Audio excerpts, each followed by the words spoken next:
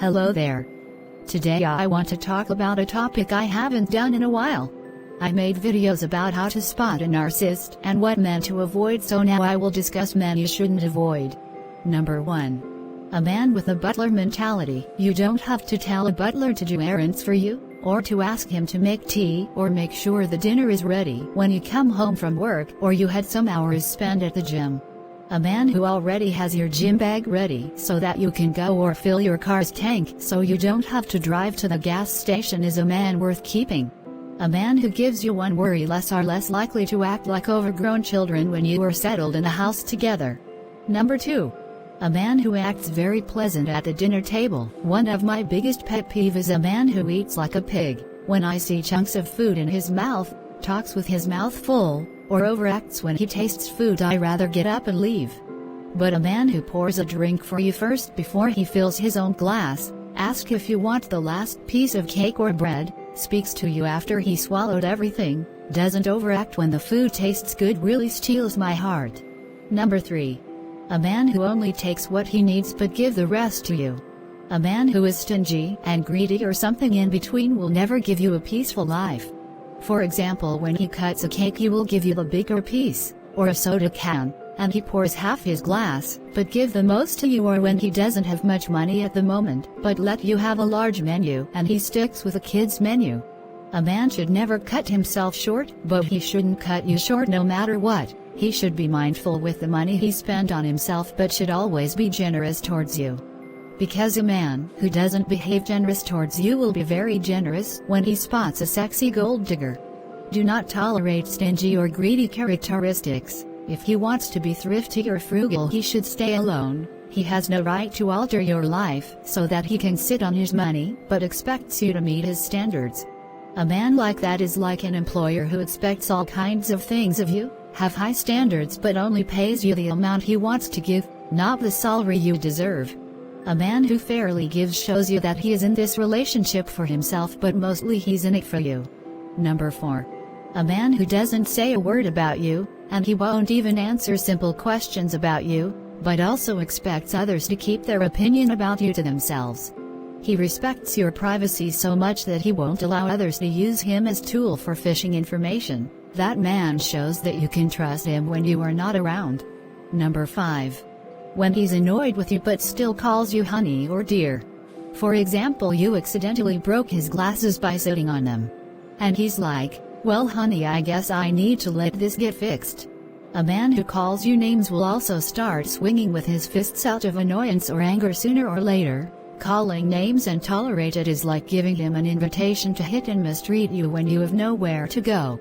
They always say a drunk person speaks with a sober mind, but in men's case and anger, a man speaks with a sober mind. No, he didn't say mean things to you because he's mad. He said those things because that's what he really thinks about you. If he calls you babe when he's happy, but a cunt when he's angry, then it shows he never cared about you. And that's what you truly are to him. A cunt. Number 6. A man who already behaves like a devoted husband, because he feels that you are made for him. A man enters the relationship with you, not with the world, his friends or other things that doesn't revolve around you. So he should not treat it as such. A man who let things come before you will also let his ego, his selfish desires or a gold digger come before you.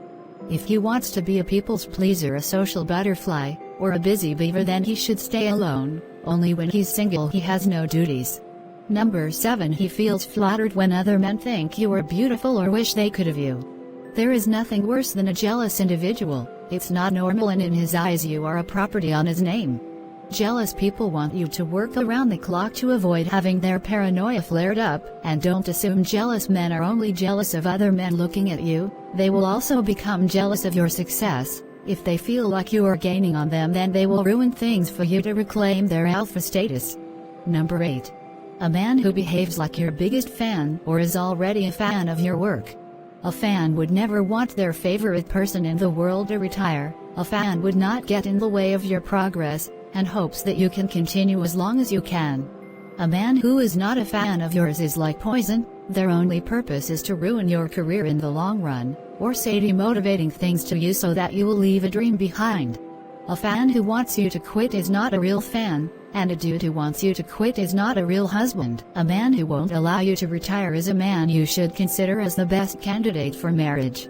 Number 9. His dream should involve yours too.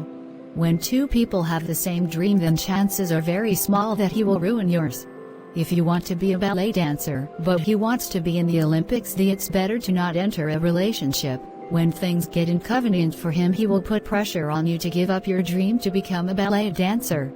But if he wants to be a ballet dancer just like you and wants you to take you to a journey to make that dream reality, then chances are high that you found the best person. In this world full of beta males could offer, when two dreams doesn't become one goal, then you are the one who will live in his shadow until you die, because most men will not allow you to become better than they are. Number 10. A man who believes that the relationship or marriage comes before the children. It might be an unpopular opinion, but a marriage is between two adults, and if he rather promote the image of a doting dad than be a husband first, then you, including the partnership, will suffer. You'll have a sexless marriage, and both will end up being miserable, because there is no room to let a marriage thrive or relive the moment where you made your vow. You will grow apart, your children become self-entitled individuals, and people will always assume it's the wife's fault when it's over. When a marriage falls apart, people will always suspect the wife. She probably ruined it, and you won't be able to prove anything when the gaslighting begins. And if a man is the reason why you split, then it's your fault too for marrying him. The wife is always the scapegoat or black sheep in the family, so do yourself a favor. Use your brain when you choose a man, not emotions.